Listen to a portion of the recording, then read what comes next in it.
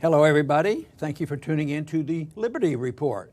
With me today is Daniel McAdams, our co-host. And Daniel, it's good to see you. Good morning, Dr. Paul. Well, very good. There's been a case going on that's been in the news constantly, and even in spite of all the election, it did get a lot of attention. I don't think they debated it very much in the presidential debates, but it's a very important issue, and that has to do with Apple and the FBI on whether or not they can force Apple to provide some equipment and technology to go and get more information. So this is going back and forth, and there's been some new updates on what's happened since we talked about it.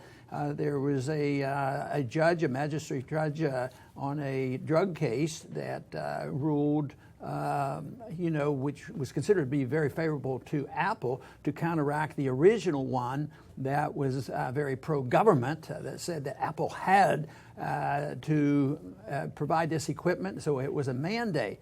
So now they're sort of at a stalemate. But having had a little experience by Congress, the solution right now they're claiming is, let's go to Congress to clarify this. And there may be a bit of a role for Congress in this because, depending on the court system, isn't always the best. But there's no reason for me to be overly optimistic that it's automatically going to go into the hands of Congress, and who's in charge of Congress right now. They're not exactly a bunch of constitutionalists. So what have you made of this most recent information that we have on this newest ruling that came out just this past Monday? Yeah, it was Monday, and Glenn Greenwald wrote about it in The Intercept. U.S. Magistrate Judge James Orenstein ruled in a case very similar to the Apple versus FBI that Apple should not be compelled to assist the government in cracking the phone of a drug dealer. And the point that he made in his ruling is that the law, quote, does not justify imposing on Apple the obligation to assist the government investigation against its will.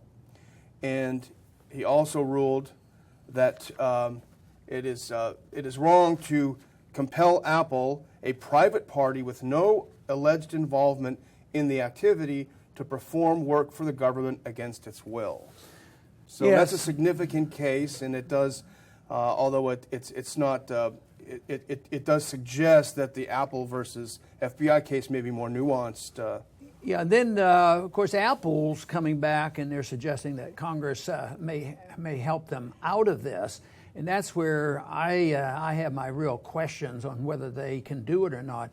Because why should it be so arbitrary? They want explicit authority from the Congress, and Congress is liable to do it. But should Congress be allowed to overrule the principle laid out in the Fourth Amendment? Just say, well, yeah, privacy is okay unless we really need to know something. And unfortunately, they do that all the time. And it goes back to the argument of, well, this is national security.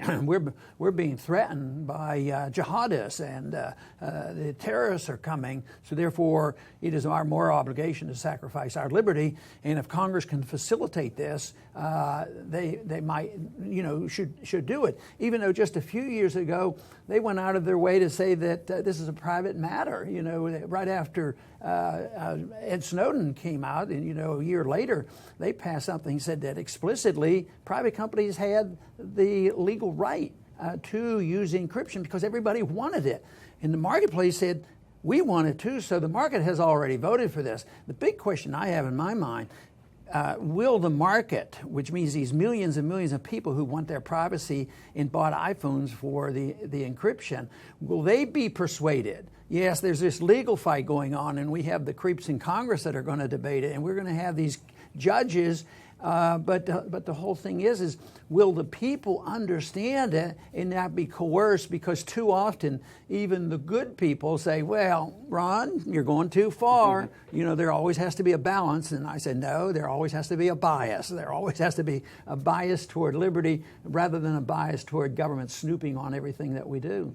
Yeah, and as I was reading the New York case, which it certainly looked favorable, but then I had some yellow caution signs going off because essentially what the judge was ruling is that current law does not specify that companies like Apple have to do X, Y, and Z. And so Congress jumps into it and says, aha, this is how we get out of it. And we've had 2 hearings this week, yesterday before the House Judiciary Committee. Both Apple lawyers and the FBI testified. And you can tell Congress is just chomping at the bit to get involved with this. And as you pointed out before we started, Apple is acting a little bit naive because they're saying, we want Congress to get involved, we want Congress to rule on this. But I think Sensenbrenner, who the author of the Patriot Act and a phony reformer, he said, I warn you, Apple, you're not going to like what comes out of Congress. Yes. And it would be nice if we lived in a society that they could take the Fourth Amendment and interpret that in current times. But, in some of my interviews I've had, I was challenged and said, well, you have to live in modern times. I mean, when they wrote the Fourth Amendment, they didn't know about computers, so therefore they don't apply, and we have to change it. At the same time, the side that they were arguing on were hiding behind the All Writs Act of 1789, which in a way has been amended when they explicitly gave permission and said, that private individuals, and they recognize that they can use encryption for privacy. The government should be on the side of encryption for the people, not on the side of the encryption for the government to spy on the people, this whole thing. But it's always done in the name of national security, whether they want to start a war overseas against, imaginary enemies, or whether they want to start a war against our liberties here at home. They have to build up fear. So once again, the question is, will the people wake up to the point and realize that encryption is to their benefit and they don't have to give up their liberties? They wanted it. Apple provided for it. Should they sacrifice this so easy? And this is a very big issue. And of course, right now we're sort of discussing the possibility that maybe that Apple is, maybe they figure they don't have anything else to do, but maybe they're a little overly optimistic that they think that Congress is going to sort this out, because the moods change. They have a system of relative ethics. 1 year, a couple years ago, because the population was disturbed by what Edward Snowden had revealed, and now, it's 2 years later, and we've had a couple people killed, and there were 120 killed in France. So therefore, this is a major issue, and we have to know what everybody's doing. But like we've pointed out before, all the Patriot Act and all these laws and then TSA, they haven't stopped anything. So what are they going to gain by this other than more power, to control and regulate and spy on the American people? We can sure count on the media to be on the side of government too. Right. But all along in this process, the federal government has lied, been deceptive, been totally dishonest. Remember when they first demanded this, FBI Director Comey said, this is not setting a precedent, this is a one-time deal. Well, he admitted again for the second time before the House Judiciary Committee that this will set a precedent. And the other thing, and this is in the Intercept article, Judge Orenstein accused the government of using secret judicial findings as their tools to go after Apple, because they did not want to go out in the open and have Congress get involved, because they didn't have 100% guarantee that Congress would rule the way it wants to rule. They shouldn't have been too worried about it, because Congress always comes down on the side of the government against the people. Yeah, and their point was that this was only one case. It turns out they have 7 cases or more that they're dealing with, and that's how this case on the DEA came up. But also, it's been charged, a matter of fact, Comey admitted that maybe the government contributed to some of their problems on the way they handled the phone, and they made some mistakes, but nevertheless, we still need this power. Yeah. And it's, it's shown as Apple interfering with a valid warrant and keeping the information out. But when Congress acts, what I think is going to happen, if I may say, I think Congress is going to have a chilling effect, and you wrote about this actually this week, have a chilling effect on technology and innovation, because Congress will just come down with a blunt stick and say encryption is illegal. You got to have it a certain way so that we can read it, and then none of us have protection. Well, over the years, I've always wanted and predicted correctly that the market would develop some protection for us. No matter what the government would be doing, the free market would come up with encryption, because that to me is our protection really against the government, just as our guns ownership was used to protect us against a tyrannical government. So the encryption is something that the government should be protecting for us rather than using it against us. Yeah, and as several people have pointed out, once devices like your phone become susceptible to government demanding backdoors, then other devices we use in our everyday lives, like encrypted security cameras in our homes and things of that nature, will also fall under this. In this whole idea, if there is a legitimate comparison between encryption to protect our liberties as well as our gun, how many conservatives would like more mandates on gun control because somebody has used a gun illegally? And if there's a defense for this, why should they give up all their liberties? And that happened. This is what's been happening these last 15 years. We have been giving up liberties steadily, but they don't do this. What if they wanted more control on language, which in a way this is? The freedom to express yourself and spread messages, and then you get this liberal media. Don't they want a precise protection of the First Amendment? And sometimes I think, no, only for them, but not for you and me, that we want government to take care of the bad people, that are using, whether it's the internet or using encryption, that they're the ones that we have to regulate and restrain.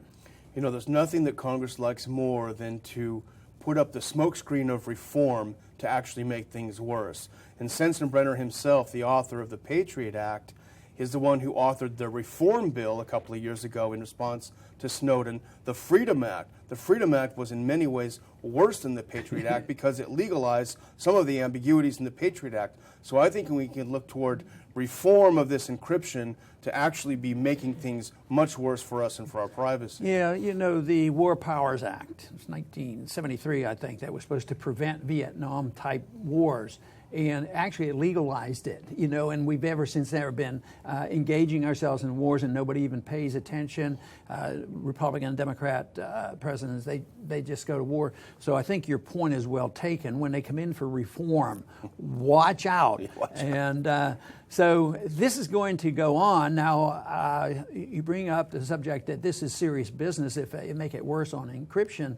But since at one time I hope the market would come up with an alternative to the government snooping, I still hope there's something out there, that people who know the technology, maybe it's some type of international provision, maybe with international communications that somehow or another somebody might offer us a service, but then again, how much power does the government have? To me, I think the tragedy here that we're facing today is that our government is acting perversely. Instead of the government there protecting our liberties, we have to fight the government. We have to try to reinstitute the principles of privacy and liberty. But the government becomes our enemy. And the founders were much aware of this. They said that we should defend ourselves against all enemies, foreign and domestic. So most people tend to think that they can manipulate government. They've been conditioned to manipulate government. Big business, everybody, they think they can get what they want economically or manipulate regulations to protect them, but nobody else. So the threat to liberty is not by an invasion, not because there's going to be a jihadist come here, and not because there's going to be a murder or two. It's going to only come when the American people wake up to see that obtrusive, invasive government and government tyranny is on our doorstep, and that we have to clearly understand what it's all about. And if that is the case, then all of a sudden the type of government we have would be dramatically different. And unfortunately, we're not hearing in the presidential debate what that government should look like, and what it's unlikely to be is that we'll have more government pretending more reform. Beware of the word reform, because reform is a danger that they'll make things a lot worse and deceive the people into believing, good, we got their attention now. We're going to have reform. We're going to take care of every poor person, and we're going to take care of every business person, and we're going to watch all these things. We'll just have reform and take care of the people. Unfortunately, that's not true. I want to thank everybody for tuning in today to the Liberty Report. Please come back soon.